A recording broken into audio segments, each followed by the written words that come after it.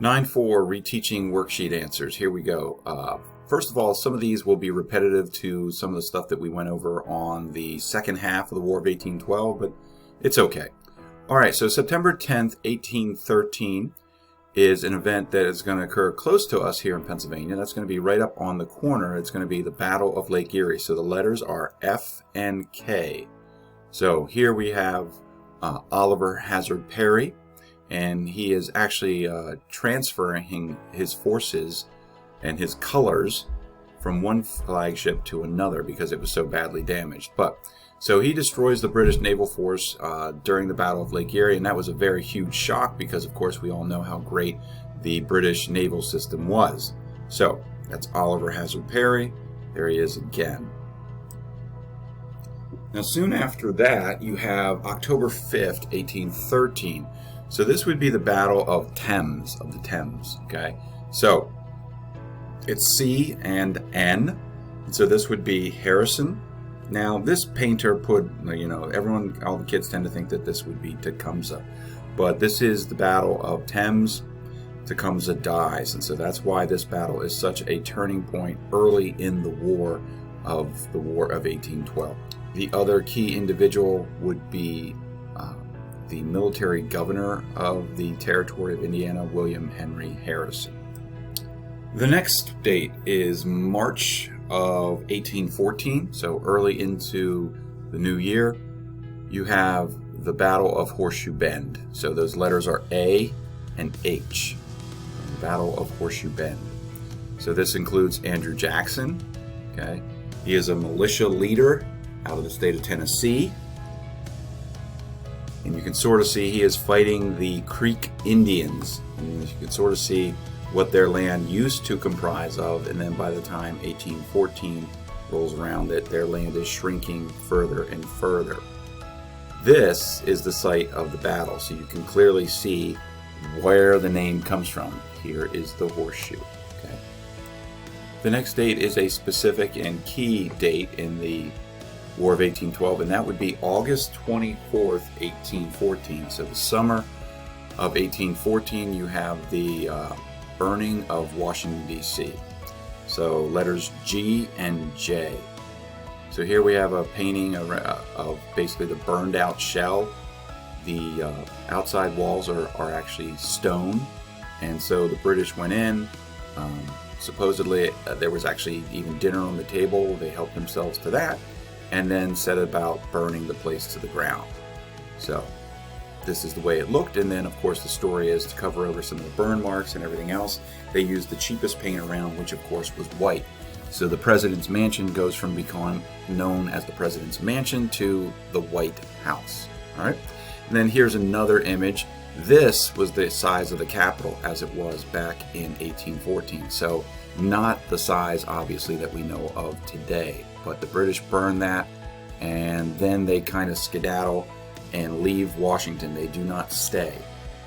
Now, we always should tell the story that even as the White House was going to be ransacked by the British, the wife of the president, here she is, this is Dolly Madison. Dolly decides that she has to save this important painting of Washington, and so she tells the people to cut it out of the frame, and they roll it up and they get out of D.C. before the British arrive. So here is that painting. So there it is. So in my other presentation, I showed some pictures of where that painting is today in the White House. And so it's in a large kind of a public gathering spot. It's called the East Room. So here in this next picture, sometimes they'd always have people come in and do plays and stuff. You can sort of see it here. Okay. I also had a shot of the Hamilton cast. You can sort of see it right there in the corner. So it is still there in the East Room of the White House. I have a few pictures of this, so I repeat myself. Apologize. There it is, so a little bit better to see. All right, September 13th and 14th. This again is one of those iconic moments of the War of 1812. The first would be the burning of Washington, D.C. The second, of course, are the events in Baltimore. So the letters here are B and L. So it is the attack on Baltimore. There we have this Fort McHenry picture. The British try and seize this important port city of Baltimore, And this would be Fort McHenry right here in the foreground. And this would be, of course, Francis Scott Key witnessing the attack. And he is an American lawyer, and he's so inspired that he goes back and writes a poem that he's going to call In Defense of Fort McHenry, but we know it better as the national anthem, the Star-Spangled Banner, as he refers to it.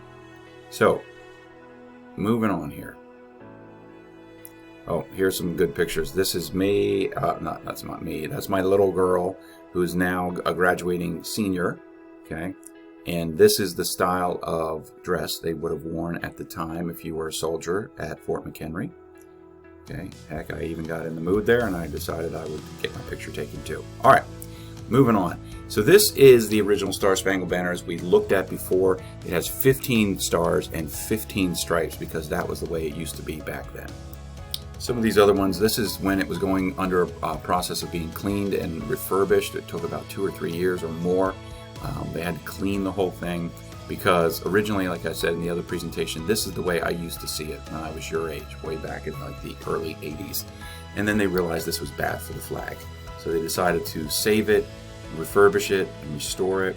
So today when you go to the Museum of American History, it's behind glass.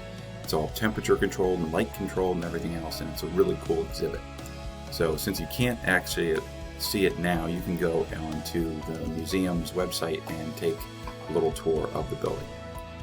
And the next one is a little known one. So this is the fall of the year, and this is a battle known as the Battle of Lake Champlain, sometimes also referred to as the Battle of Plattsburgh.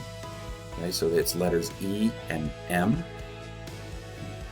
So it's up in Plattsburgh, New York, and this British loss convinces them to end the war. That's why this is so important. So I don't know if you can see right here. I try to highlight it. There is Plattsburgh, okay? And they were basically, there's a lake that comes down this way, and they were trying to invade through the lake, and they were turned back. And so that's why this is so important. Okay. Again, you can sort of see there is the lake. You can sort of see Plattsburgh right there. So now we wrap things up. Here we go. So it is the last battle of the war, January 8th, 1815. Andrew Jackson becomes this hero because he is the victorious American commander, and he turns back the British. And this battle that did not need to actually happen occurred after the peace treaty. The peace treaty was actually signed on Christmas Eve, December 24th, 1814. So, but Jackson and a bunch of his other supporters and his army and a bunch of runaway slaves and some buccaneers and pirates and all kinds of different people are there to turn back the British, and they suffer very little casualties, but yet inflict a resounding defeat on the British. So obviously here is the city of New Orleans. You can sort of see as the Mississippi kind of comes down through here. Here's a little bit more in depth. You can sort of see the city of New Orleans sort of sits right on this large lake called Lake Pontchartrain. So the letters that you were looking for are D and I. And that should end the worksheet as we know it.